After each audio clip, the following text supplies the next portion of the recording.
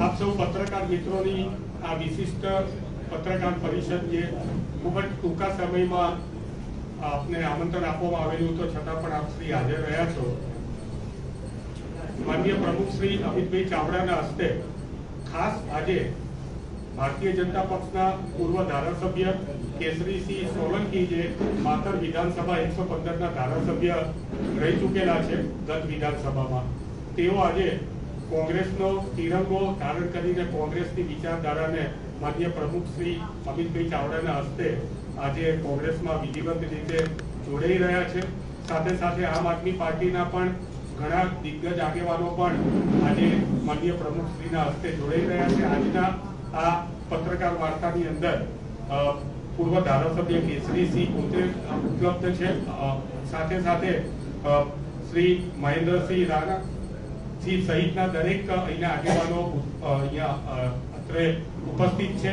તો હું વિનંતી કરીશ આદરણીય પ્રમુખ શ્રી અમિતભાઈ ચાવડા સાહેબને કે સૌ પ્રથમ કેસરીસિંહને ખેસ પહેરાવીને તેમનું સ્વાગત કરે.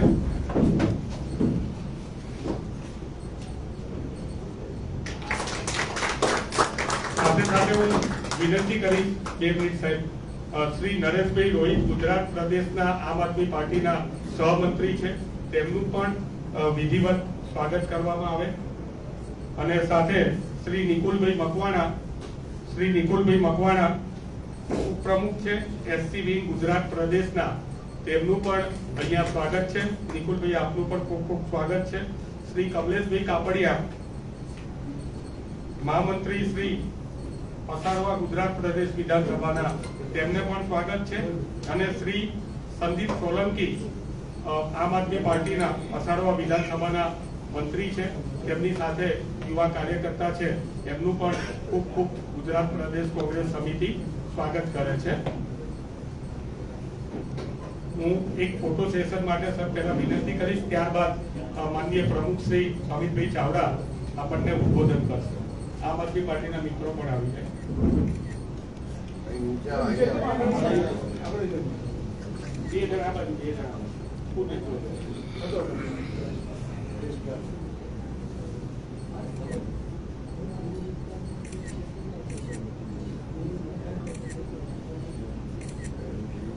Thank you very much. આપ સૌનું સ્વાગત છે.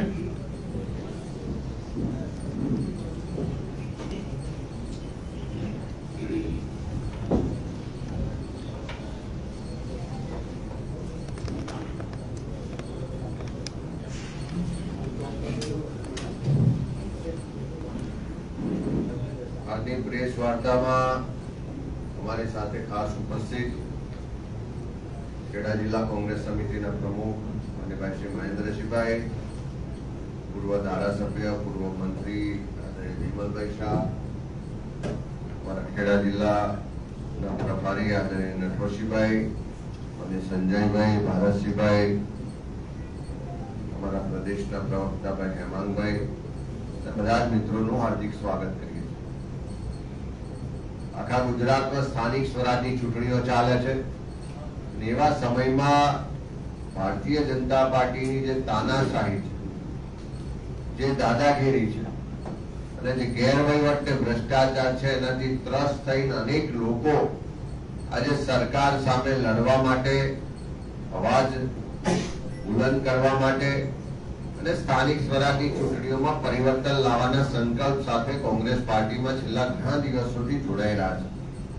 આજે અમે આનંદ સાથે કહીએ કે ખેડા જિલ્લાના એક મજબૂત યુવાન આગેવાન, માતર વિધાનસભાના પૂર્વ ધારાસભ્ય ભાઈ શ્રી કેસરીસિંહભાઈ કોંગ્રેસ પાર્ટીમાં વિધિવત પ્રવેશ કર્યો છે, ત્યારે અમે એમનું હાર્દિક સ્વાગત કરીએ છીએ.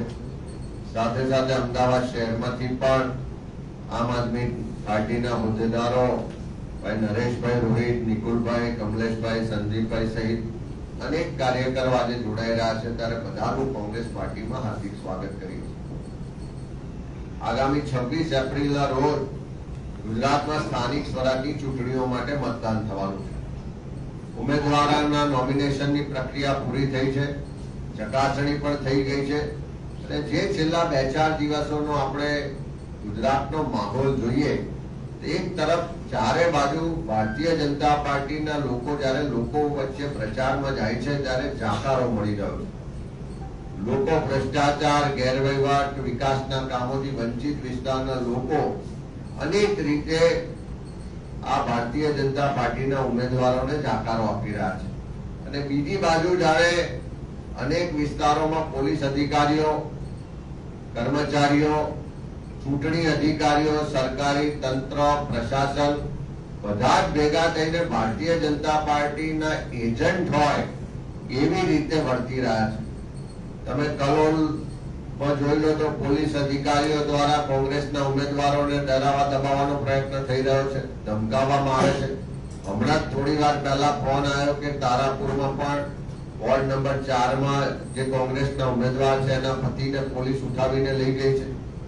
એ પહેલા સુરત શહેર હોય, ઇવન આ પ્રદેશ સમિતિના કાર્યાલયમાં પણ પોલીસના અધિકારીઓ આવી અને અહીંયાથી ઉમેદવારોની માહિતી આપો, લિસ્ટ આપો એવું દબાણપૂર્વક અહીંયા કહેવાનો પ્રયત્ન કરે છે. અનેક વિસ્તારોમાં ધાક ધમકી આપવામાં આવે છે. અનેક વિસ્તારોમાં અપક્ષ ઉમેદવારો ઉભા રાખવા માટે જાણે પોલીસને કોન્ટ્રાક્ટ આપ્યો હોય ને પોલીસનું તંત્ર એજન્સી હોય ભાજપની, એવી રીતે અપક્ષ ઉમેદવારો ઉભા રાખવા માટે બુટલેગરો અને બીજા લોકોને સાથે લઈ અને લઘુમતી વિસ્તાર અને બીજા ગરીબ વિસ્તારમાં અપક્ષ ઉમેદવારો ઉભા રાખવા પણ પોલીસ પ્રયત્નશીલ છે. સુરત શહેરમાં પણ અનેક વખત પોલીસ વિભાગ સામે ફરિયાદો કરવા છતાં પોલીસના અધિકારીઓ, એસઓજી, એલસીબી ના જે અધિકારીઓ છે, કર્મચારીઓ છે, પોલીસના મિત્રો છે, એ લોકો દ્વારા ડરાવવા દબાવવાનો પ્રયત્ન કરવામાં આવે છે. ચૂંટણી પંચને લેખિત પણ પહેલા જાણ કરવામાં આવી છે. આજે પણ કોંગ્રેસનું પ્રતિનિધિ મંડળ 4 વાગે ચૂંટણી અધિકારીઓને મળવાનું છે. આખી ગુજરાતમાં જે પોલીસ અને પ્રશાસન ભેગા થઈને લોકશાહી ખતમ કરી રહી છે, લોકોના બંધારણીય અધિકારો ખતમ કરી રહી છે, ચૂંટણીની જે પારદર્શકતા હોવી જોઈએ, તટસ્થતા હોવી જોઈએ એને ખતમ કરી રહી છે, એની સામે વિરોધ સ્વરૂપે આવેદન પણ આપવાના છે. અમે ચૂંટણી પંચના અધિકારીઓને પણ કહેવા માંગીએ છીએ, પોલીસ અને પ્રશાસનના અધિકારીઓને પણ કહેવા માંગીએ છીએ કે તમારી જવાબદારી છે લોકશાહીની રક્ષા કરવાની, તમારી જવાબદારી છે લોકોની રક્ષા કરવાની, પારદર્શક રીતે તટસ્થ ચૂંટણી થાય એના માટેની જવાબદારી છે, લો એન્ડ ઓર્ડર સાચવવાની જવાબદારી છે. એના બદલે ભાજપના એજન્ટ બનીને કામ કરવાનું બંધ કરો, નહીં તો આવનારા દિવસોમાં એવા કોઈ પણ અધિકારીઓ હશે એને છોડવામાં નહીં આવે.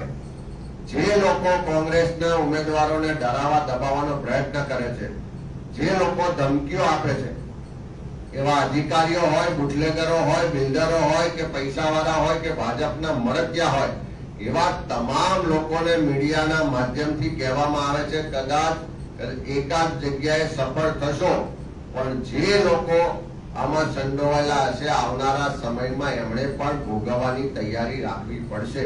કારણ કે આ લોકશાહી છે, દેશ બંધારણ મુજબ ચાલે છે, નહીં કે કમલમના કાર્યાલયમાંથી આદેશ મુજબ તમારે કામ કરવાનું હોય. જે પણ અધિકારી કર્મચારીઓ છે એ પ્રજાના પડસેવાના ટેક્સના પૈસાથી પગાર લે છે. તમે પ્રજાના સેવક છો, પ્રજા સાથે બંધાયેલા છો અને ભાજપના એજન્ટ તરીકે કામ કરશો તો એની ભોગવવાની તૈયારી પણ એવા બધા જ મિત્રો રાખે. આજે અમદાવાદના એક બિલ્ડર દ્વારા કોંગ્રેસના ઉમેદવારને ફોન કરીને લાખો રૂપિયાની ઓફર કરવામાં આવી. ગઈકાલે પણ એક કોંગ્રેસના ઉમેદવારને લાખો રૂપિયામાં ખરીદવાનો પ્રયત્ન થયો. એવા સંજોગોમાં એવા બિલ્ડરોને પણ કહેવા માંગીએ છીએ, બુટલેગરોને પણ કહેવા માંગીએ છીએ, ભાજપના એજન્ટોને પણ કહેવા માંગીએ કે આવી કોઈ પણ પ્રવૃત્તિમાં રસ લેશો તો એના માટે જવાબદારી તમારી રહેશે. આવનારા સમયમાં તમારે પણ એનો હિસાબ પણ આપવો પડશે અને એના માટેની તૈયારી પણ રાખવી પડશે.